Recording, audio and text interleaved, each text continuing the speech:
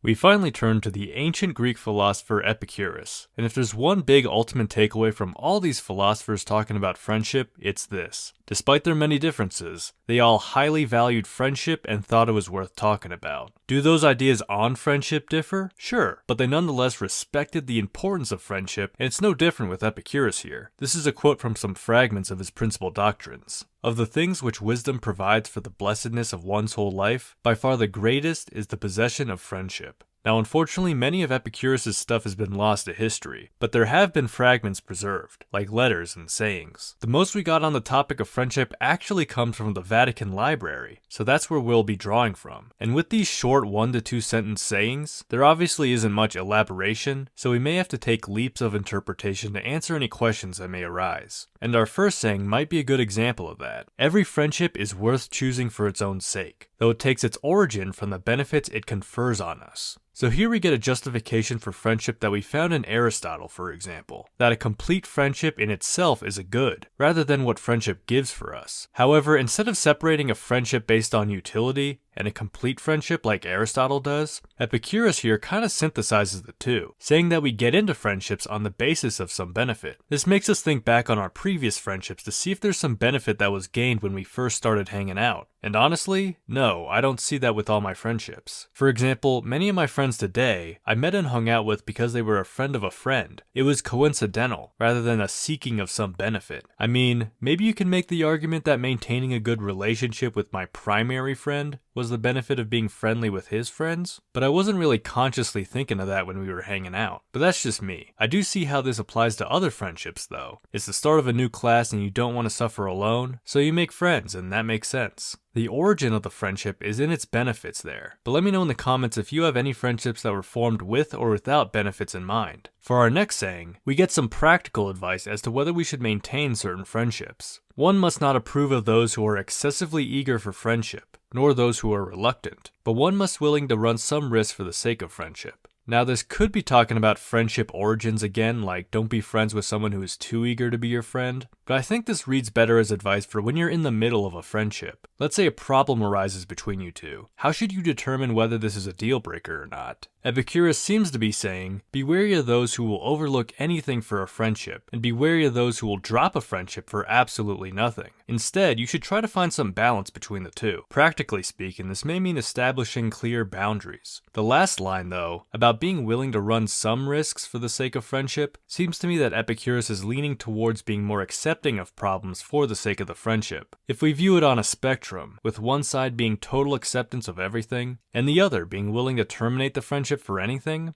Epicurus wants us to find a balance between the two, but would lean more towards the left side generally, and I think this makes sense. Now the next saying is pretty interesting. We do not need utility from our friends, so much as we need confidence concerning that utility. Again, contrary to Aristotle, Epicurus is merging utility into his conception of friendships. Now what utility can we get from our friends? Someone who has our back, someone who's willing to help us out, whether it be emotionally, financially, or spiritually. But we obviously don't take advantage of a friend's support like this all the time. Heck, I don't really even recall when a friend financially supported me in some way. But I think what Epicurus is saying is that it's not so much that we get these things that make a strong friendship. It's that we believe this other person would be that type of person to help us out if the situation arose. This also makes sense for me. Obviously, my friends aren't coming to me all the time for something, but I hope they know that the door is always open and vice versa. Let's talk about one more saying which again is running contrary to Aristotle. Let us share our friends' suffering, not with laments, but with thoughtful concern. Aristotle was worried that when we share our pain with a friend, a true empathetic friend would feel pain as well, and we don't want that. Here, Epicurus is opening a door to sharing pain in a very Epicurean way which tries to reject pain. There are a lot of ways to respond to someone's pain, but two specifically come to mind: the problem-solving way and the emotional way. The problem solver wants to find a solution to the issue, while the emotional simply wants the other person to be heard and sympathized with. I've noticed that different people want different things, but here I think Epicurus is pushing us towards the problem solving method. Thoughtful concern to me sounds like, okay, how are we going to make things better? Rather than expressing how much the current situation is painful, it's a look towards a more hopeful future, as opposed to sitting in the painful present. And again, this is not a personal endorsement of one way over another objectively. Different people need different things at different times when they're going through a tough time. But Epicurus seems to be more in favor of this problem-solving response to a friend's pain. Alright, so those are some sayings from Epicurus as it relates to friendship. You know, there's really not a large internet interest in Epicureanism as there is in Stoicism. There's no daily Epicurean, for example. So if this video had the side effect of getting you interested in Epicureanism, then I'd suggest reading his letter to Menoetius, which kinda goes over the ethics side of Epicureanism. And also I have these videos on my channel. If you like this video though, I'd appreciate it greatly if you subscribe, like, and hit the bell button. And in return, I'll try to put out more philosophy content. And with that, I wish you all a beautiful rest of your day.